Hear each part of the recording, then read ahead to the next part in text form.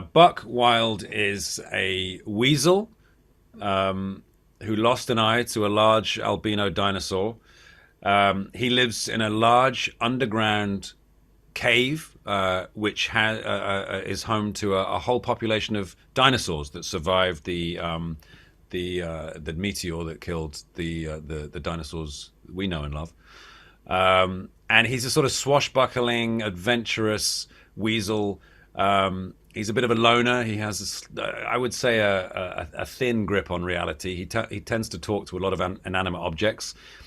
He didn't have many friends, certainly in the initial stages of his time down there, although he's made a few since, not least in the Ice Age herd, who he joined in Dawn of the Dinosaurs and Collision Course, but also, as we learn in the new movie, The Ice Age Adventures of Buck Wild, a Zorilla called Z, and some dinosaur friends with whom he formed a sort of superhero team to keep peace and harmony in the Lost World. Unfortunately, there was an incident, and he's found himself alone again, living with his daughter, who is a pumpkin called Bronwyn, in his little pad in the Lost World, which is interrupted by Crash and Eddie, who decide to come back and join their old pal, which is the beginnings of our movie.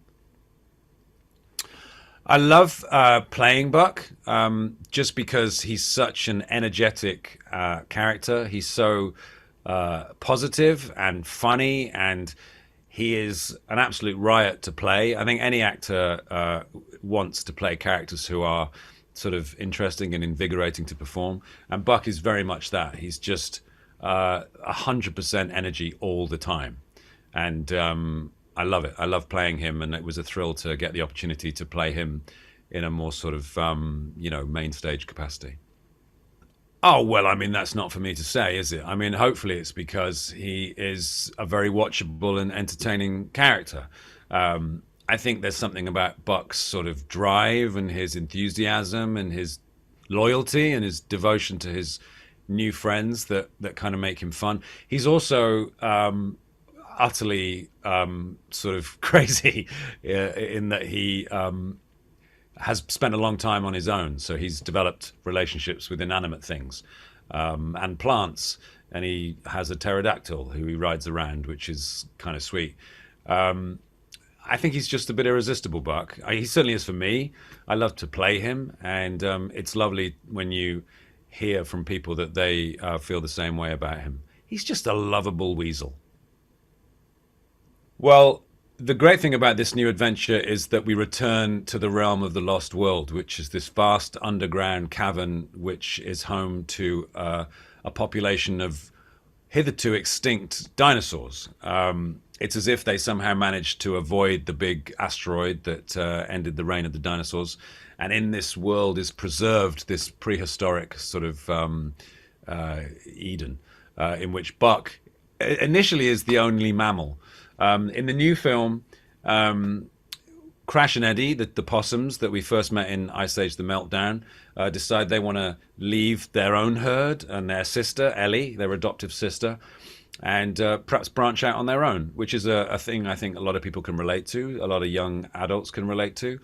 But it's not always easy to do. Sometimes, you feel like maybe the people you leave behind are going to feel a little bit lost, or maybe you're going to feel a little bit lost. So this film is really about leaving home. And Crash and Eddie decide to return to the Lost World and meet up with their old pal Buck for an adventure, which you have to see to believe.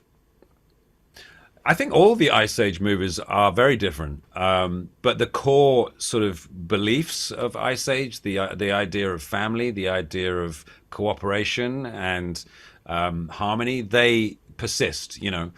This film, as I say, takes us back to the Lost World and focuses particularly on Crash, Eddie, Buck, and some new characters in Z, who is sort of Buck's female counterpart in a way.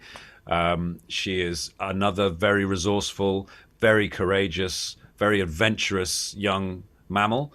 A little bit more sort of sane, I think, than Buck. And, thank goodness for that, because she forms his kind of, his anchor to reality, and their friendship is very important in the movie. But the overall theme, as always, is that of family and how we navigate family. how our families can be made up of people who seem extremely different, almost a different species at times. I know parents of teenagers can often feel that way, and I'm sure teenagers do too. So it's another look at the dynamic of the family, but in a whole new adventure, a new story, and with some great new characters. I think with this one, as I say, at a time when we've all been very cooped up because of the pandemic, and often, been with the people we love more than we usually would. This film is all about what it's like to feel like you want to escape those sort of those structures that you've been living in, and how it feels for the people that are leaving, and how it feels for the people that are left behind. It's a timely message, I think, and it basically saying that it's okay to feel that way. It doesn't mean you don't love the people that you live with. It just means sometimes you want to branch out on your own.